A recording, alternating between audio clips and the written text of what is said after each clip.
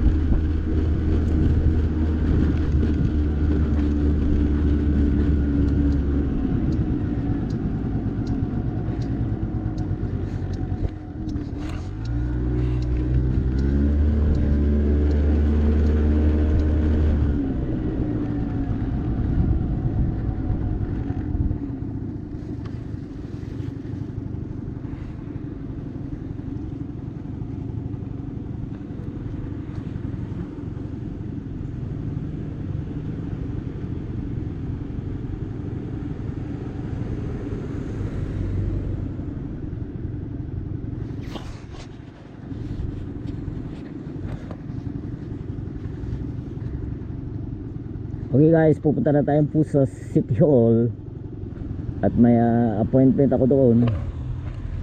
So medyo malamig ang panahon ngayon kasi nasa 10 degrees yung temperature.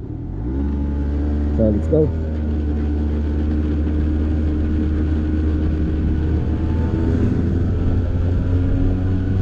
Oh, lamig.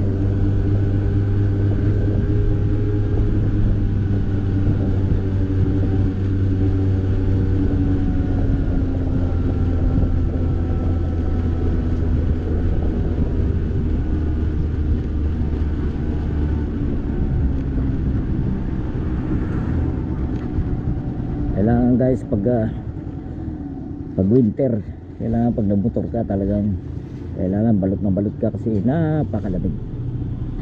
Tapos yung hangin bubuga pa sa'yo.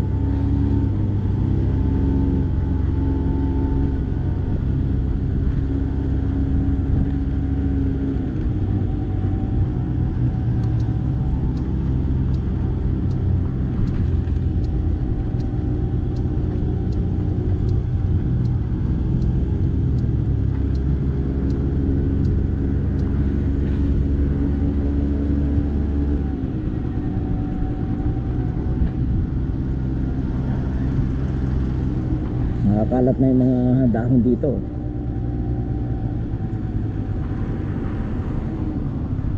Ang panahon guys, hindi lumalabas yung araw.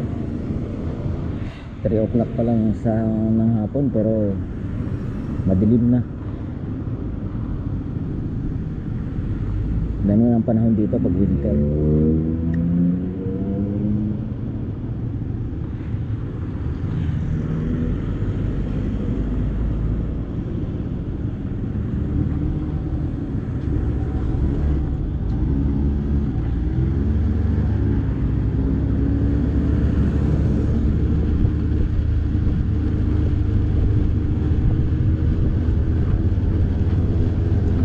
Pero alam nyo guys,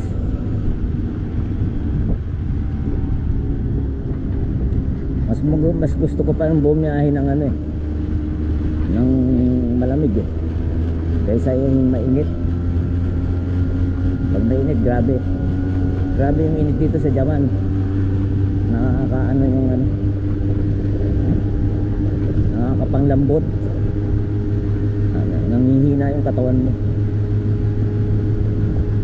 Kaya mas okay pa yung winter eh.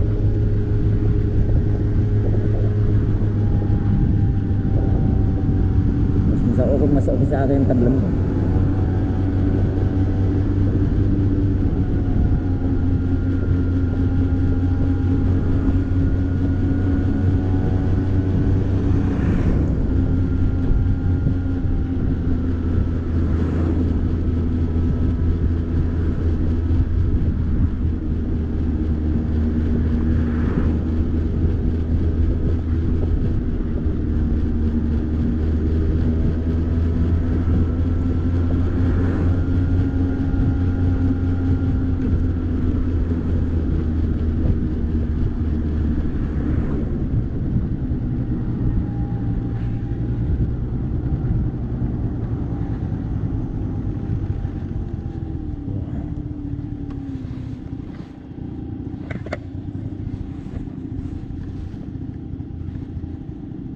Ayaw lumabas yung ano, araw.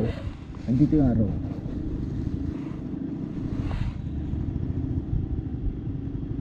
Saka maganda ngayon ah. Kunti ang bumabiyahe sa sasakyan. Mamayang alas 5 dito guys. Alas 6, alas 5. Uwian na kasi ng mga nagtatrabaho. Kaya traffic na. Marami na sasakyan. Ngayon alas 3 pa lang, kaya wala pa.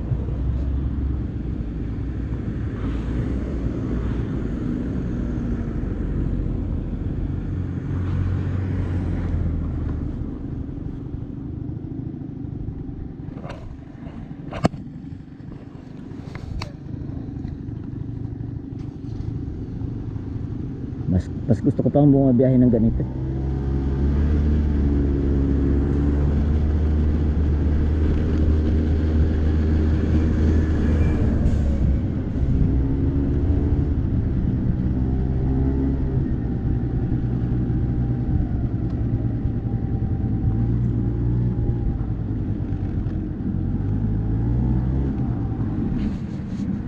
One, two, three.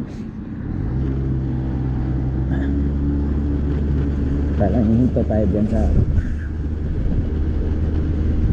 railroad crossing kasi pag mayroong pulis dyan na nakatago, mahuhuli tayo. Minsan kasi mayroong pulis dyan eh, katago lang sa gilid.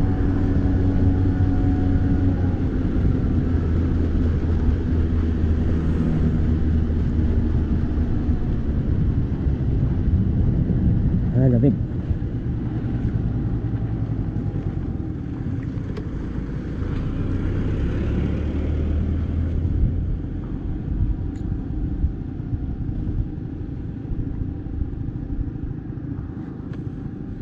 Ganyan guys, mga bintana ng bahay dito nakasara.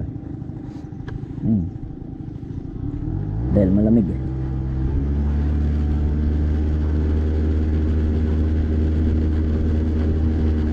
Yung bintana nila dito may grill pa yan. May grill. May kurtina na yan sa loob, makapal. Sa labas yung bintana mayroon pang cover yan na grill parang accordion ano.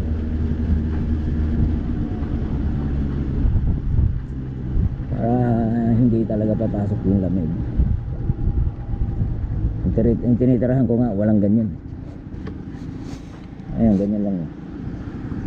Yan, salamin lang. Malapit na magbukas to. Ano kaya ito? Wala namang nakalagay na ano. Kung ano siya, kung anong tindahan siya. Hindi hindi pa open.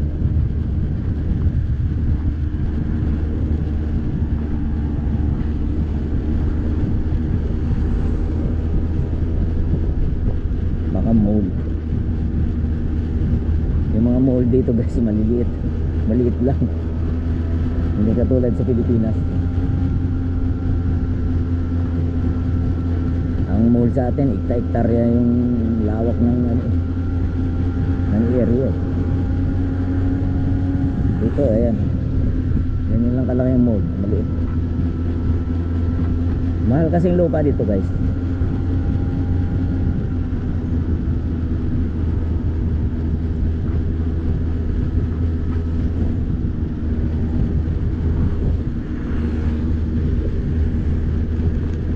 Malapit lang kayo sa Pusa City Hall.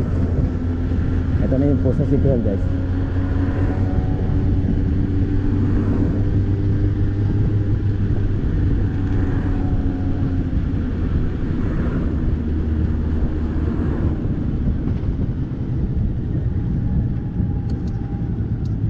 Yan. Ito na guys oh. Building yan, malaki.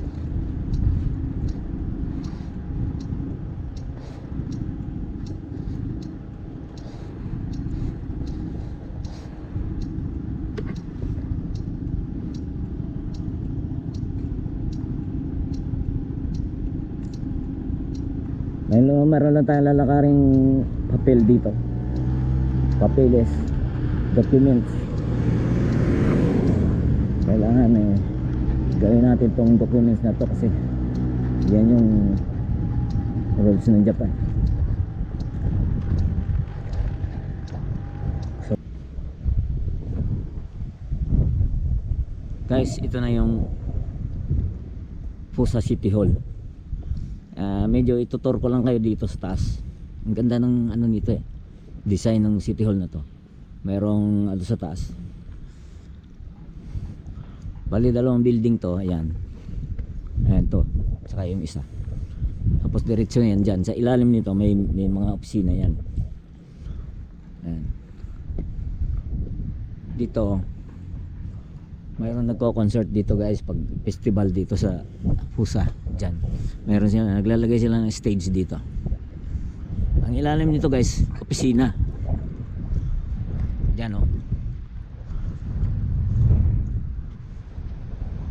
Ayan. Opisina din yan hanggang itaas yan. Tapos ayan, opisina din yan. Ang laki nito guys, ang laki. Pusa City Hall.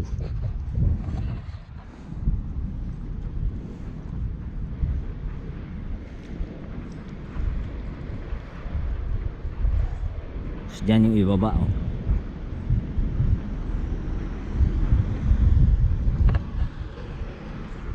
Bali ito guys, parang ano te, second floor to. Aso lang ang design niya, nilagyan nila ng ano dito, parang ground. Kasi pag festival dito, nagko-concert dito. Dito yung stage. Kasi yung mga nanonood dyan sa taas.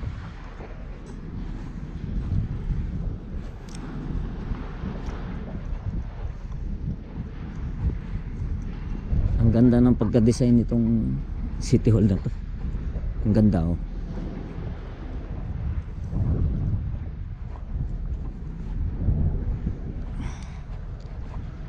Ba na tayo guys, mahangin dito sa taas.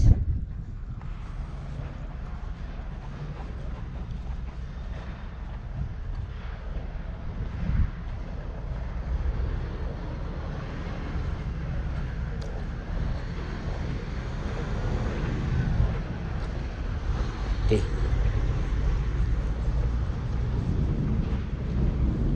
Yan no.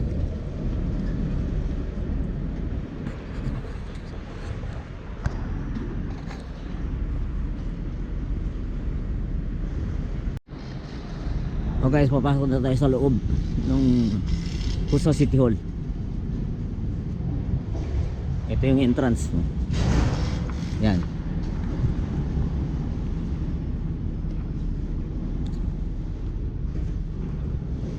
Yan.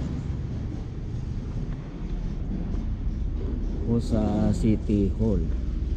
Ayuntamiento de Fusta. Guys, i-off ko na tong ating video kasi bawal mag-video dyan sa loob. Pasensya na tayo ha. Guys, tapos na yung ating pagpunta doon sa loob ng City Hall. Yung ating appointment. Naayos na.